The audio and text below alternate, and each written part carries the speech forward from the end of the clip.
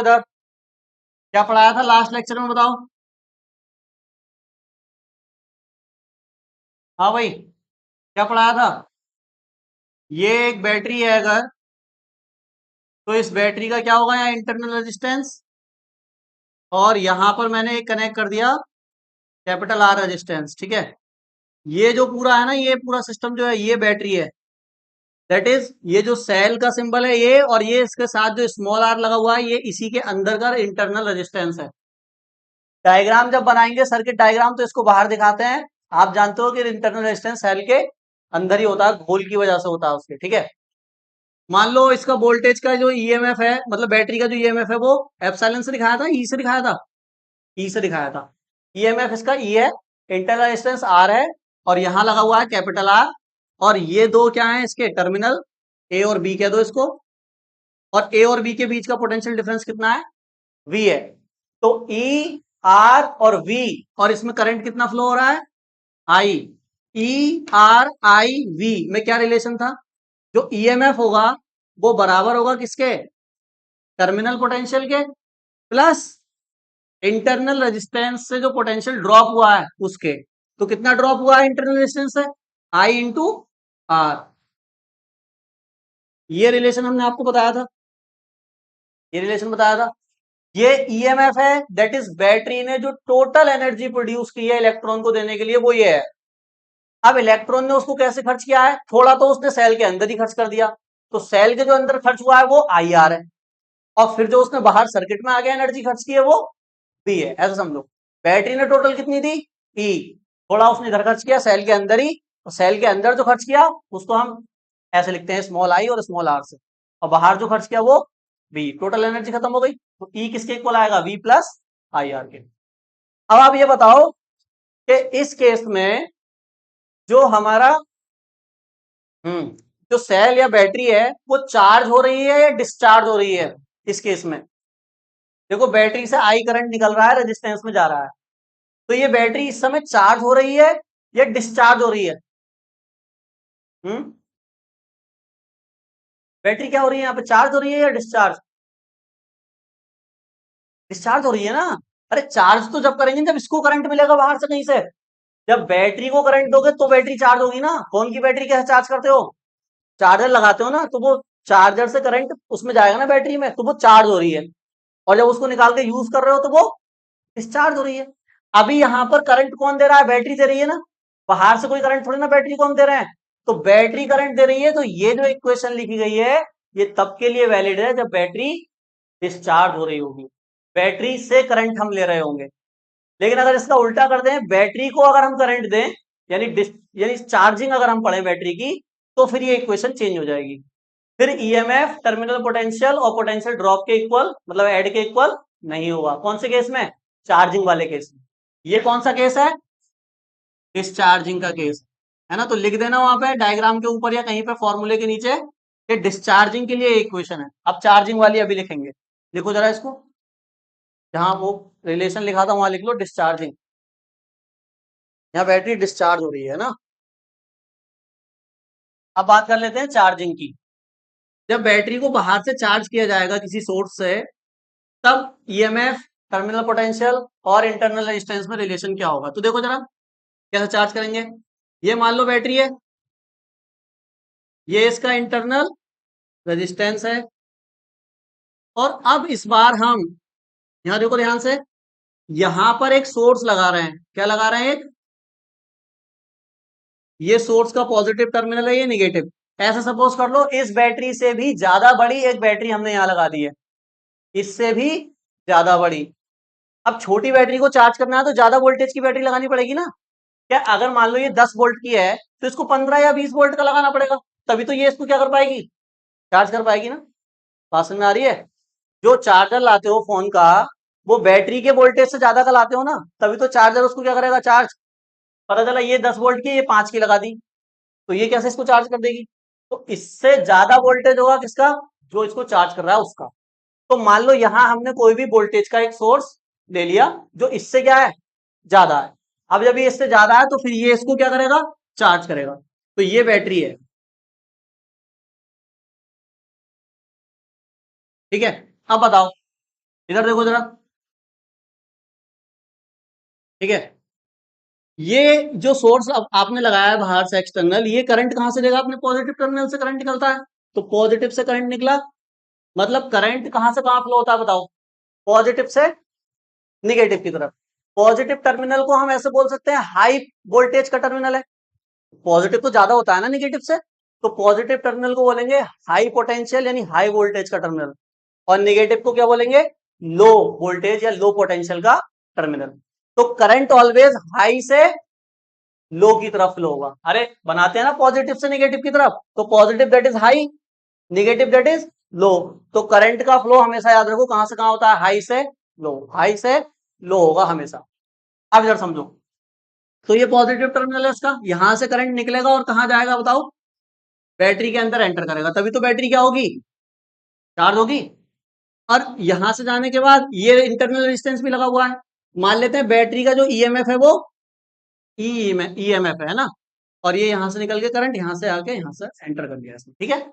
अब बताओ इस केस में आप इक्वेशन को कैसे लिखोगे? इस केस में आप इक्वेशन को ऐसे कतई भी नहीं लिख सकते, E equal to V plus I R, ये नहीं होगा, क्योंकि ये इक्वेशन तब लगेगी जब बैटरी करंट दे रही होगी, दैट इज डिस्चार्ज हो रही होगी बैटरी। यहां पर बैटरी को करंट दे रहे हैं, बैटरी को करंट दे रहे हैं, तो अगर इसका पोटेंशियल डिफरेंस हम V मान लेते हैं, जो करंट दे रही है उसका पोटेंशियल डिफरेंस हमने क्या माना है? V। तो ये V वोल्टेज की बैटरी इसको करंट दे रही है, ठीक है। तो इसका ये जो V वोल्टेज है यही तो बैटरी में जाके डिवाइड हो रहा है ना, समझ रहे हो ना? उस केस में क्या हो रहा था? बैटरी का ईएमएफ डिवाइड हो रहा था। इस केस में बैटरी का जो सोर्स वाली बैटरी है उसका पोटेंशियल डिवाइड होगा सेल के अंदर जाके या बैटरी के अंदर जाके, दैट इज यहां अब इक्वल में कौन आएगा? V आएगा। मतलब अब ये बटेगा ना, पहले वो E बट रहा था वहां पे है ना, ये डिवाइड होगा, तो ये डिवाइड होगा सबसे पहले तो ये ईएमएफ में जाएगा इसके, तो ईएमएफ जितना होगा उतनी एनर्जी तो ये इसको दे देगा, यानी E। बात समझ में आ गई? यहाँ पे E आएगा। और देखो आगे, तो V इक्वल टू E हो गया। अब यहां देखो, यहां पे ये जो करंट है वो ऐसे फ्लो हो रहा है, देखो ऐसे, इधर से इधर फ्लो होगा, यानी इसकी ये जो एनर्जी है वो एक तो ईएमएफ में खर्च हुई, अब बाकी जो एनर्जी किसमें खर्च होगी? इसमें रेजिस्टेंस में, स्मॉल वाले में, क्योंकि ये भी तो क्या करेगा? पोटेंशियल ड्रॉप करेगा कुछ का, मान लो बी डैश का करेगा, कितने का? अब ये जो V है वो E में भी जाएगा प्लस V डैश में जाएगा, और V डैश को कैसे लिख सकते हैं? I और R, small I into small R. तो बस जो इसका टोटल पोटेंशियल है वो एक तो सेल की ईएमएफ में गया और प्लस इंटरनल रेजिस्टेंस में गया, यानी पोटेंशियल जो ड्रॉप हुआ है उसमें गया। तो V को दो पार्ट में डिवाइड करा, E प्लस आई आर, तो देखो इक्वेशन चेंज हो गई ना उससे, वो है E equal to V plus I R, ये है V equal to E plus I R. अब ये इक्वेशन लगेगी, नोट करो, चार्जिंग के केस में ये इक्वेशन लगेगी। इस इक्वेशन को एक तरीके से और लिखा जा सकता है, अभी तो आप ऐसे समझ गए हो डायरेक्ट ही, कि जो पोटेंशियल है वो ईएमएफ में गया और दैट इज पोटेंशियल ड्रॉप हुआ, तो ईएमएफ प्लस पोटेंशियल ड्रॉप आपने उसका बैटरी के पोटेंशियल के बराबर लिख दिया। इसको केसीएल सॉरी केवीएल से भी समझा जा सकता है, किरचॉफ वोल्टेज लॉ से, क्योंकि अभी किरचॉफ लॉ हमने पढ़ाया नहीं है ना। चैप्टर का नाम है इसका, क्या नाम है चैप्टर का? किरचॉफ के नियम और इलेक्ट्रिक सर्किट। अभी हम इलेक्ट्रिक सर्किट को ही समझ रहे हैं, अभी किरचॉफ लॉ बस जस्ट एक दो लेक्चर के बाद आने वाला है। तो किरचॉफ लॉ भी अगर यहाँ पे लगाओगे ना तब भी सेम इक्वेशन यही आएगी। बात समझ आ रही है? तो वो किरचॉफ लॉ पहले सिखाना पड़ेगा, समझाना पड़ेगा, लगाना पड़ेगा, तब कर पाओगे। अभी के लिए हम डायरेक्ट इक्वेशन ये लिख रहे हैं, आप मतलब थोड़ा सा आइडिया देके यहाँ से, समझ गए? अब इसके न्यूमेरिकल करेंगे, देखो। अगर बुक हो किसी के पास एनसीईआरटी की, तो आप क्वेश्चन नंबर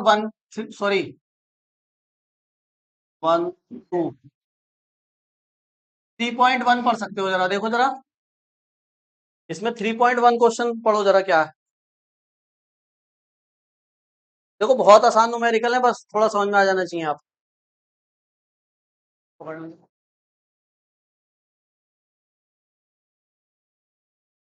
एक्सरसाइज का पहला क्वेश्चन निकालो जरा। मैंने कहा था एनसीईआरटी की बुक सबके पास होनी चाहिए, क्योंकि मैं क्वेश्चन इसी में से कराऊंगा। और कुछ अलग से कराता हूँ, वो आपको पता ही है, यही वगैरह के, ठीक है। एक बात और समझो जरा, चलो क्वेश्चन में समझा दूंगा, क्वेश्चन पढ़ो क्या है।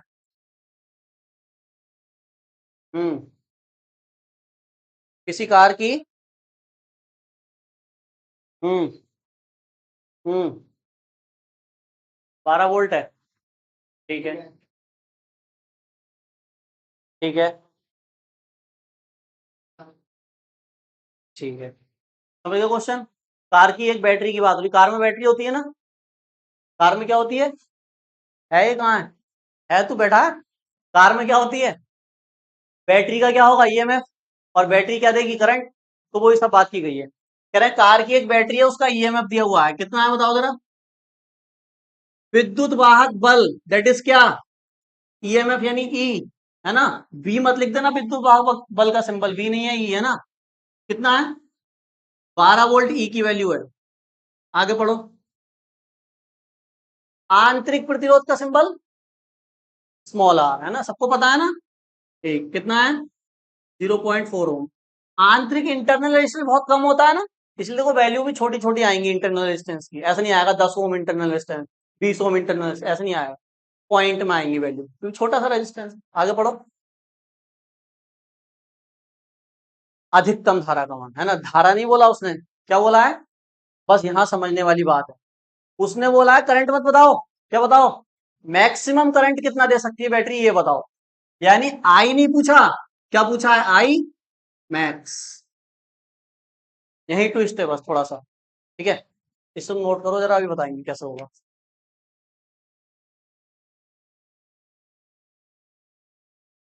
कोई बता सकता है इसमें फॉर्मूला कौन सा लगेगा। करंट निकालना है, इंटरनल रेजिस्टेंस दिया है, इंटरनल रेजिस्टेंस दिया है, करंट निकालना है, कैसे करेंगे भाई बताओ जरा।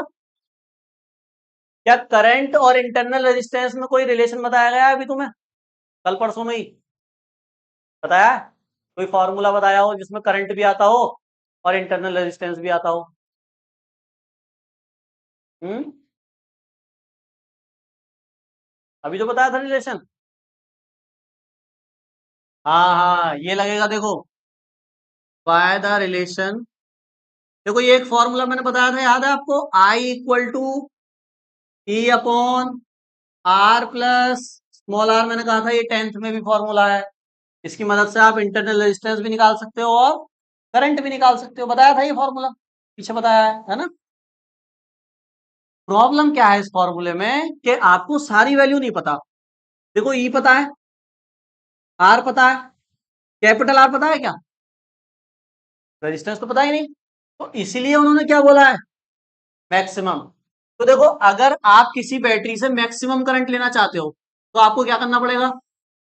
हाँ भाई, जरा थोड़ा सा दिमाग लगा के बता दो कि अगर मान लो ये कोई सर्किट है, यहां पर रेजिस्टेंस लगा हुआ है आर, ठीक है, और ये करंट दे रही है बैटरी, करंट दे रही है बैटरी, मैं ये कह रहा हूं मुझे इस बैटरी से मैक्सिमम करंट लेना है, तो मुझे क्या करना पड़ेगा,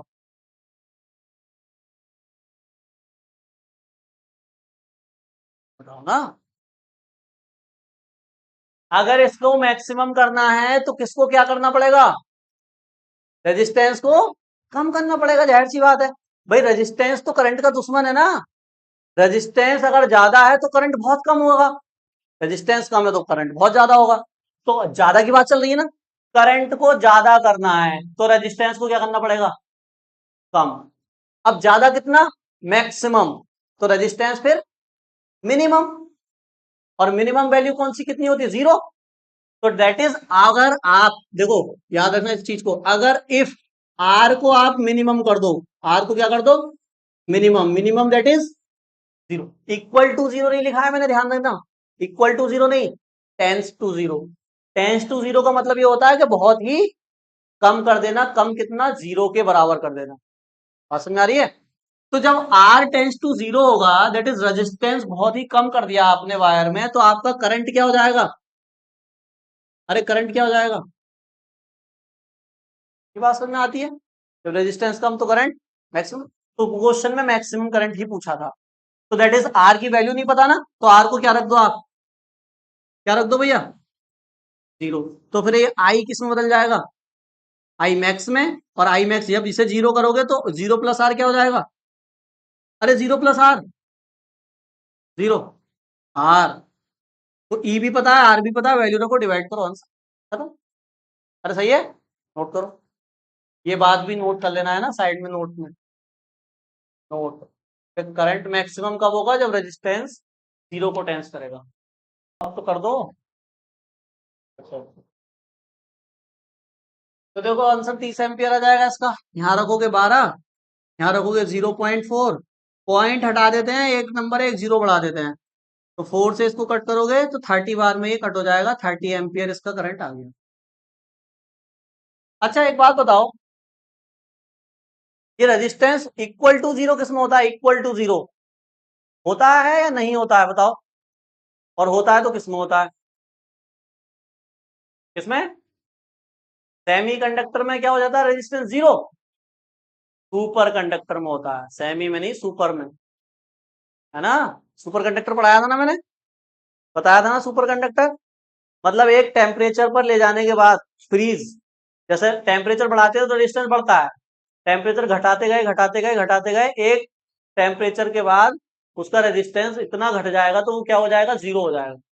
और रेजिस्टेंस जीरो का मतलब उसमें करंट फिर फ्लो होता ही रहता है, होता ही रहता है, होता ही रहता है, रुकता ही नहीं है। ठीक है, उसका यूज भी मैंने तुम्हें बताया था, कहाँ होता है यूज, सुपर कंडक्टर का यूज कहाँ होता है? कहाँ यूज करते हैं? भूल गए?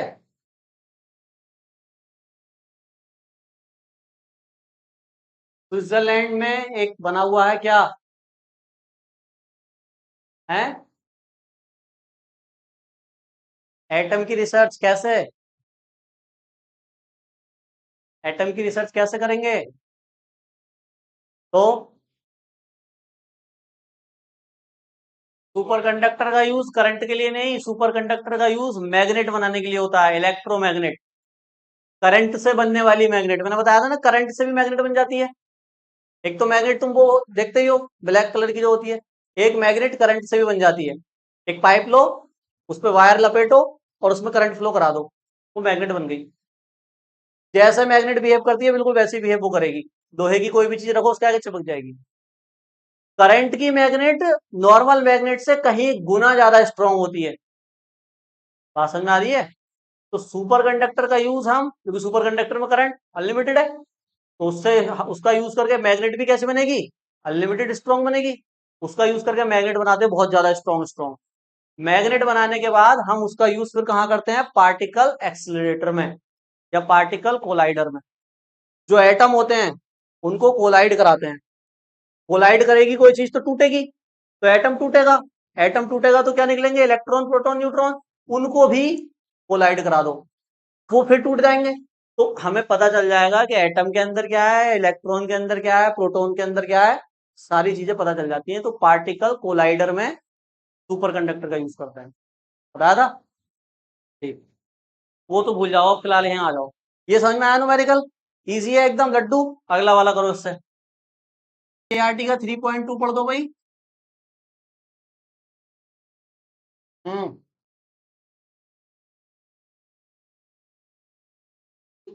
हम्म। यदि नहीं है, अच्छा मना कर दी। देखो जिसके पास बुक नहीं है ना, वो जब ये क्वेश्चन पढ़ रहे हैं तो उसको ध्यान से सुनेंगे, क्योंकि मैं पूछ लूंगा किसी से भी कि क्या बोला इन्होंने, क्या क्वेश्चन है, समझाओ जरा। किसी से भी पूछ सकता हूँ। हाँ आप पढ़ो।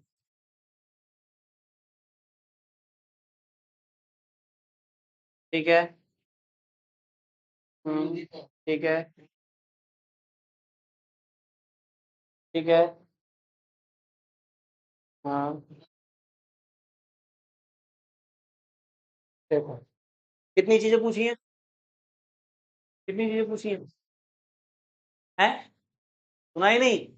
तो यार बुक लो ना, ये बुक क्यों नहीं ला रहे हो? देखो ऐसे मजा नहीं आता है, क्वेश्चन चल रहे हैं हवा में, मैं भी बोल रहा हूँ हवा में, तुम बस आंसर देख रहे हो बोर्ड में। क्वेश्चन भी तो पता क्या था। अब एग्जाम में तो क्वेश्चन तुम्हारे सामने आएगा ना, जब तुम क्वेश्चन देख ही नहीं रहे हो तो फिर उसका आंसर दिमाग में कैसे आएगा? डायरेक्ट सॉल्यूशन सॉल्यूशन रटते थोड़ी ना जाओगे, क्वेश्चन देखोगे ना उसका। जो नोट्स बनाते हैं तो उसमें क्वेश्चन लिखते जाते हैं, ये मैं नंबर डालता हूँ ना, ये पहले क्वेश्चन लिखा करो, फिर उसके नीचे आंसर लिखा करो, ताकि जब रिवीजन करोगे तो क्वेश्चन भी सामने होगा और आंसर भी सामने होगा। ये नहीं कि अच्छा 3.2 है आंसर डायरेक्ट, हाँ 3.2। तो जब रिवीजन करोगे तो बस सॉल्यूशन लिखा होगा, फिर उसे बुक लेके आओ, उसमें क्वेश्चन ढूंढो कहाँ पे है वो। अरे समझ रहे हो ना, तो टाइम खर्च होगा ज्यादा, है ना, तो टाइम हमें बचाना है। ठीक, तो यहाँ पे पहले क्वेश्चन लिख लिया करो। मैं तो, मेरा तो वीडियो में आ जाता है। अब जैसे मैं पढ़ाऊंगा ना इसको, तो यहाँ पे क्वेश्चन लिख के आएगा पूरा का पूरा, जो उन्होंने बोला है। समझ में आ गई बात ना? तुम्हें भी लिखना है जैसे वीडियो में आएगा, ऐसे कॉपी पे तुम्हें हाथ से लिखना है ना। ठीक, तो चलो देखो, क्वेश्चन इन्होंने पढ़ा है लेकिन समझ में किसी के नहीं आया। कितनी चीजें पूछी हैं इसमें काव्य क्वेश्चन में? कितनी पूछी है? दो चीजें पूछी, कौन कौन सी? आर की वैल्यू पूछी है। देखो, इन्हें बोलते हैं सुनने वाला, ध्यान से। बुक नहीं है कोई बात ना, सुन तो रहे, कान तो है है ना? तो सुनाई दिया सब कुछ कि क्या क्या पूछा है। कान भी है तब भी नहीं सुन रहे हो तो बेकार हो तुम। तो दो चीजें पूछी है बिल्कुल सही, एक तो टर्मिनल पोटेंशियल पूछा है और एक रेजिस्टेंस पूछा है। अब मैं क्वेश्चन को दोबारा रीड करता हूं, आप सुनना ध्यान से। देखो, बोला है 10 वोल्ट ईएमएफ वाली बैटरी जिसका आंतरिक प्रतिरोध 3 ओम है। एक बैटरी बना लेते हैं पहले, जैसे जैसे बोला गया है। कह रहे हैं एक बैटरी है और इसका इंटरनल रेजिस्टेंस भी है। अब इसका जो ईएमएफ है वो कितना है? 10 वोल्ट। इंटरनल रेजिस्टेंस कितना दिया भैया? 3 ओम। कितने ओम का है? 3 ओम का। ये बैटरी बन गई ना, बताओ। ये बन गई क्या? एक बैटरी। ये इसकी जानकारी दी हुई थी हमें। अब हम आगे पढ़ रहे हैं। तो बोला किसी प्रतिरोधक से इसको जोड़ा दिया गया, कोई रेजिस्टेंस है आर, कैपिटल आर है ना, उससे इसको हमने क्या कर दिया? जोड़ दिया। कैपिटल आर से इसको हमने जोड़ दिया। ठीक। तो यदि परिपथ में धारा का मान 0.5 एम्पियर हो, इससे जो करंट निकल रहा है ना वो 0.5 एम्पियर का, तो इसमें भी कितना जाएगा? 0.5 का ही जाएगा। ऐसे करके इसमें 0.5 एम्पियर का करंट फ्लो हुआ। तो कह रहे हैं जब, तो प्रतिरोधक का प्रतिरोध क्या है, इसका पहले तो वैल्यू बताओ कि इसका रेजिस्टेंस क्या है। और जब प्रतिरोध, क्या बोला आगे? जब परिपथ बंद है तो सेल की टर्मिनल वोल्टता क्या होगी? परिपथ बंद होने का मतलब यह है कि सर्किट क्लोज्ड है। परिपथ बंद होने का मतलब क्या है? सर्किट क्लोज्ड है। क्या ओपन सर्किट में करंट फ्लो होता है या क्लोज में? करंट का फ्लो किसमें होगा? ओपन में या क्लोज में? बताओ। ओपन क्लोज सर्किट ही नहीं पता? ये यहां से मैं इसको तार को तोड़ दूं, अब ये सर्किट ओपन है क्लोज है? ओपन हो गया ना, यहां से देखो टूट गया ना तार, तो ये ओपन सर्किट है। अब वायर अगर टूट गया तो क्या करंट फ्लो होगा इसमें? अब नहीं होगा। तो ओपन सर्किट में करंट फ्लो नहीं होता है। अब इसको, वायर को मैंने वापस लगा दिया, तो अब ये सर्किट क्या हो गया? क्लोज। अब इसमें करंट फ्लो होगा। तो बंद परिपथ में ही धारा बहती है, खुले परिपथ में धारा कभी भी नहीं बहती। बात समझ में आ गई? ठीक है। तो कह रहे हैं जब परिपथ ये बंद है तो इसका टर्मिनल वोल्टता बता दो, यानी वी पूछा है। क्या पूछा है? वी। तो देखो, जो वैल्यू दी है उनको सिंबल की फॉर्म में लिखो। आई दिया हुआ है 0.5 एम्पियर, ई दिया हुआ है 10 वोल्ट, आर दिया हुआ है स्मॉल आर 3 ओम। बस ये दिया हुआ था। कैपिटल आर क्या करा है आपसे? पूछा गया है। वी भी क्या करा गया है? पूछा गया है। तो फर्स्ट पॉइंट हम पहले कैपिटल आर निकालेंगे। बताओ जरा कैसे निकालेंगे, तो नोट कर लो फिर बताओ मुझे कैसे निकालेंगे। वैल्यू रखो, आई कितना है? 0.5, ई कितना है?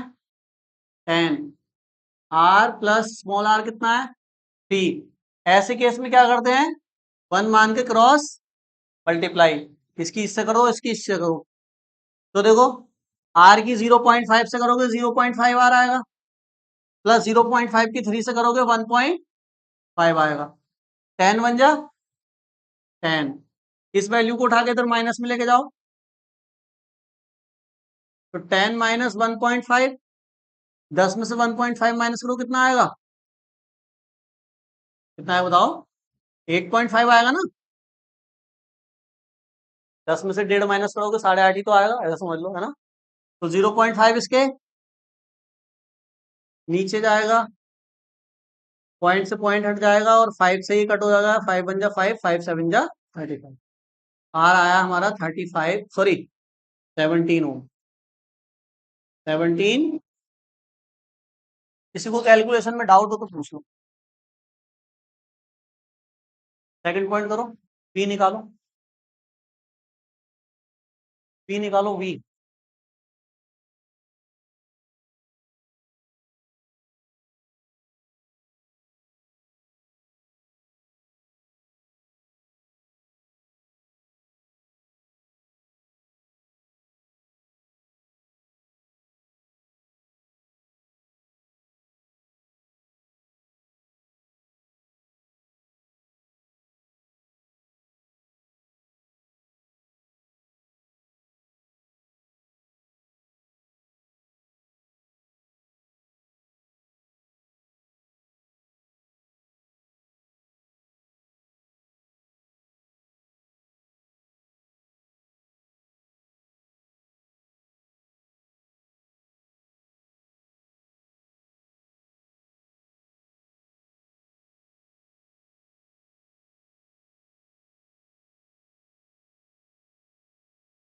कितना आया वी, कैसे निकालोगे बताओ।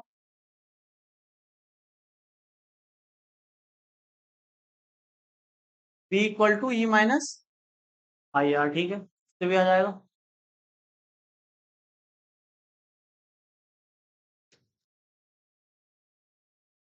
आया उससे, क्या आया बताओ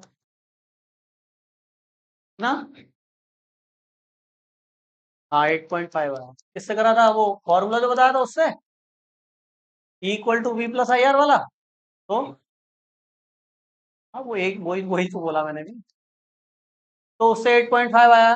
वैसे भी कर सकते हो, और देखो सिंपल ओम का नियम तो जानते हैं ना, वी इक्वल टू, अरे Ohm's law V equal to I R. तो बताओ आई कितना है, आर कितना है। 17.5 जब 8.5 85 होता है, खत्म। मैं ये नहीं कह रहा ऐसे ही करो, तुमने देखो अलग करा तो आंसर भी सेम, आंसर तो सेम ही आएगा ना। तो जो तरीका एग्जाम टाइम पे माइंड में आएगा उससे करेंगे। समझ में आ गई। बस करना जरूर है, कहने का मतलब ये है। तो बस एक ही न्यूमेरिकल बचा है आपका 3.11। उसके बाद पहले थ्योरी पढ़ोगे और फिर न्यूमेरिकल करोगे। 3.11 देखो क्या है, जरा पढ़ो। हाँ यही है। हम्म। हम्म। हम्म, ठीक है। हम्म। हम्म। हम्म, ठीक है। हम्म।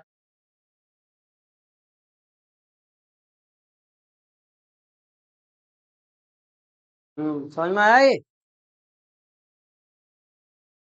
ये समझ में नहीं आया बिल्कुल भी। क्या पूछा है, क्या पूछा है बताओ।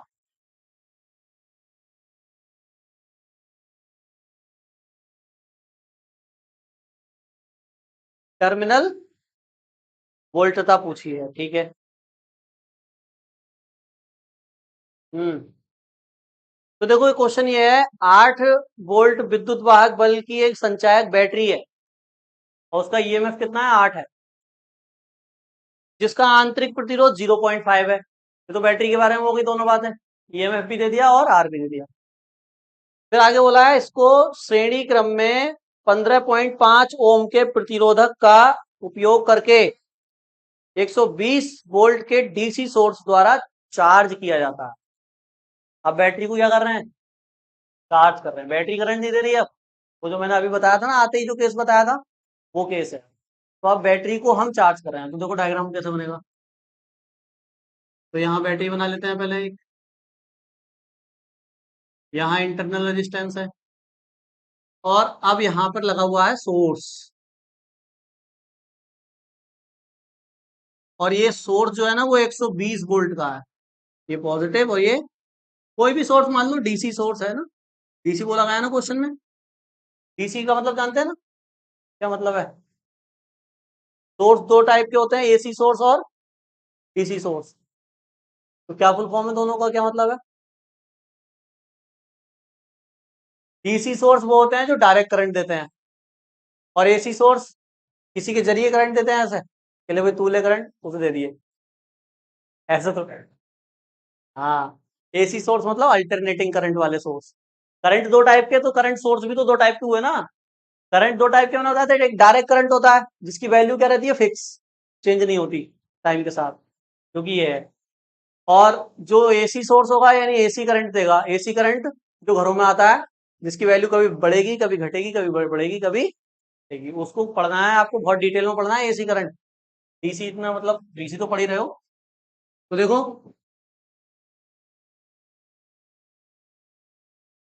ये 120 वोल्ट का सोर्स है ना, और ये बैटरी देखो कितने वोल्ट के ईएमएफ की है, 8। मैंने कहा था ना नीचे वाला सोर्स हमेशा ज्यादा होगा। तो 8 वोल्ट की बैटरी को किससे चार्ज कर रहे हो, 120 वोल्ट तो हो जाएगी चार्ज, है ना। इसका इंटरनल रेजिस्टेंस कितना है, कितना है? 0 पॉइंट, हाँ। इसमें ट्रेन में करंट, ट्रेन में करंट आता कहां से है, पहले तो ये बताओ।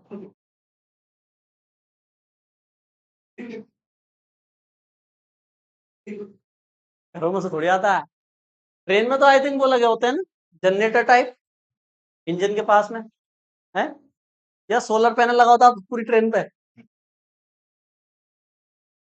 या तार कनेक्ट होते हैं, तारों से चलती है क्यों, वो पहले चलती थी, वो ऊपर वाले जो तार होते थे वो पहले चलती थी, अब तो, अब तार थोड़ी ना होता है ऊपर कोई, अभी होता है, कभी कभी होता है,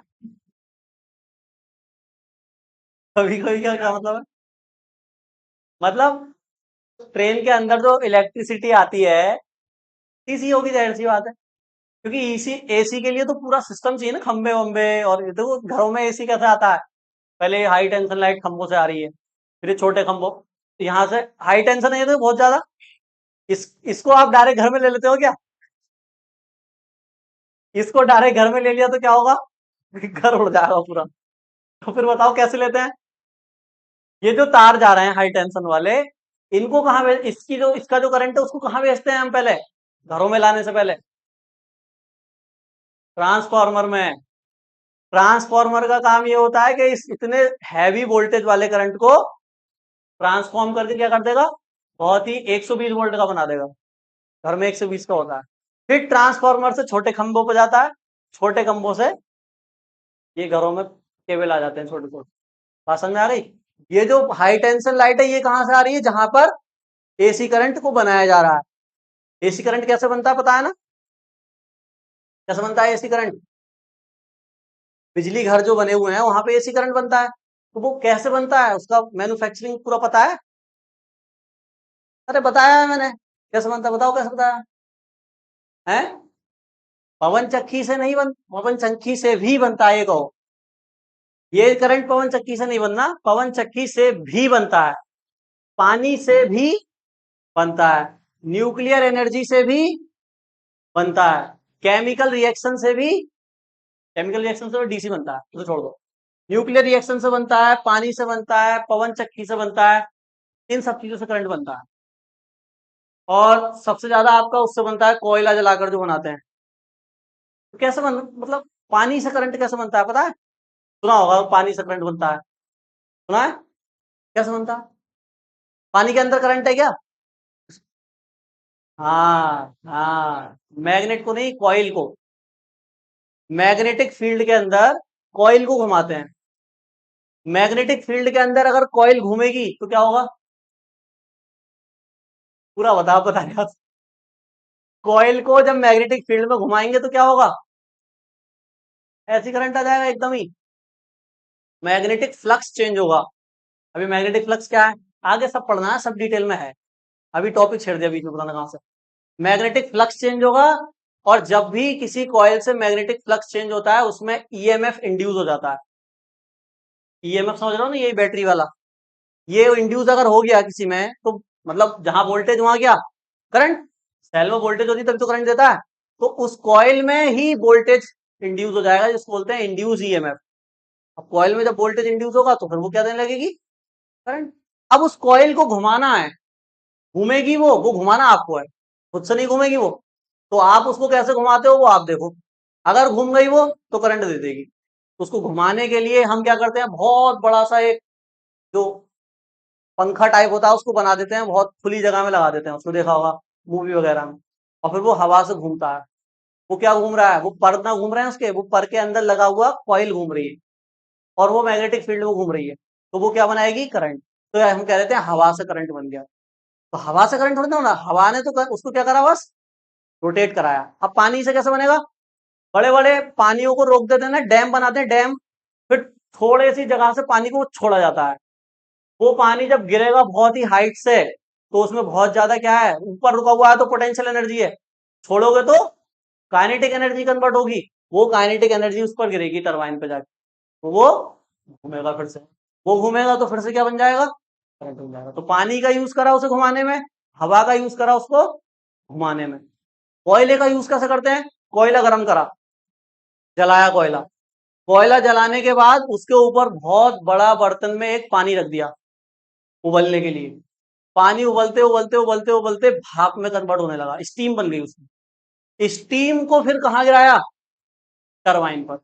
सबसे तेज जो टरबाइन घूमता है वो पानी से भी नहीं घूमता, एयर से भी नहीं घूमता, स्टीम से घूमता है।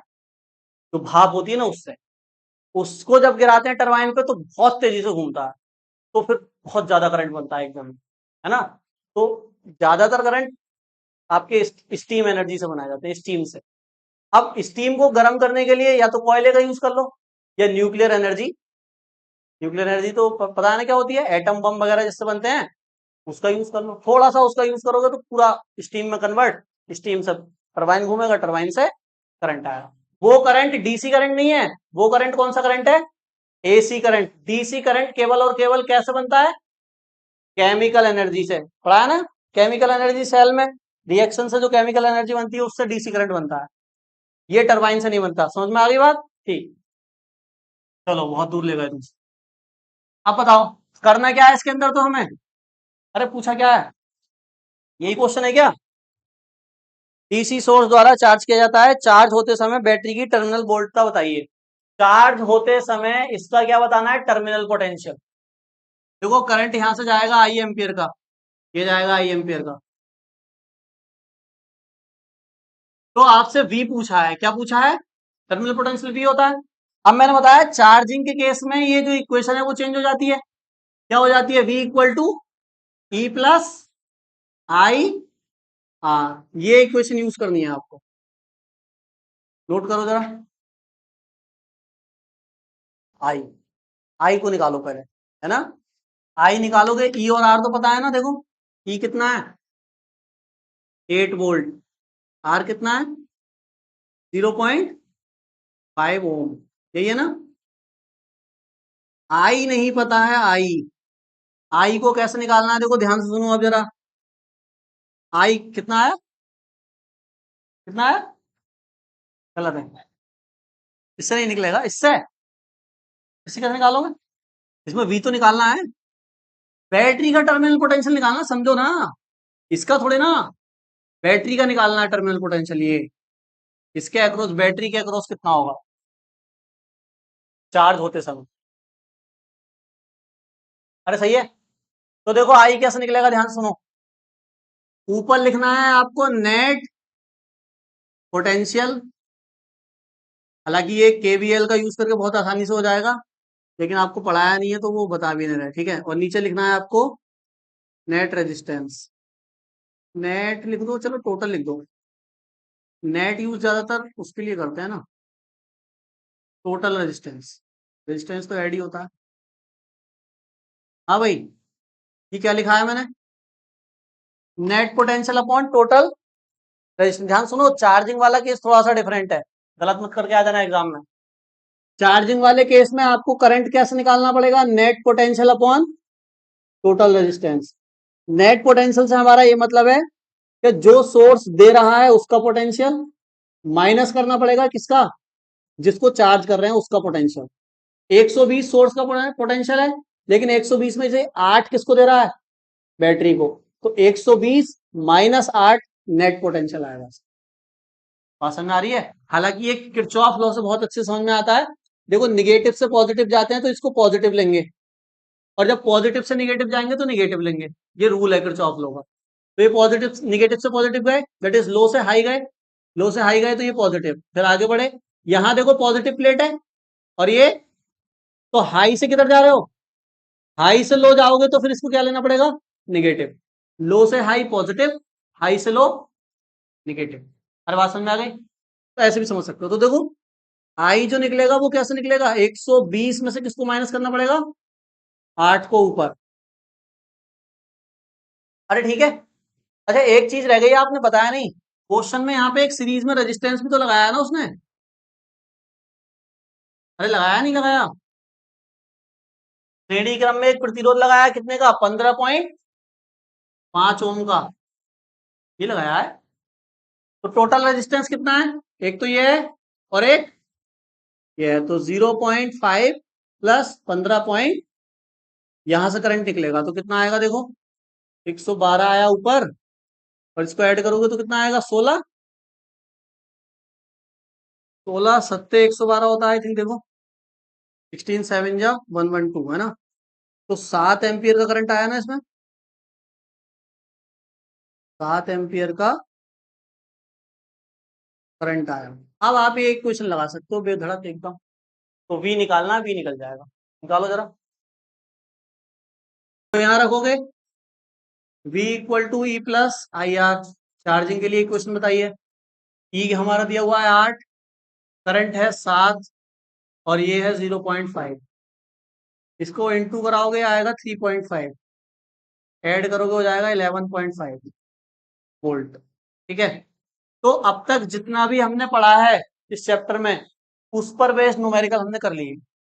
अब हम नया पढ़ेंगे और फिर उस पर बेस्ड न्यूमेरिकल करेंगे। ठीक है। तो अब हम कल आपको नया टॉपिक पढ़ाएंगे। ठीक।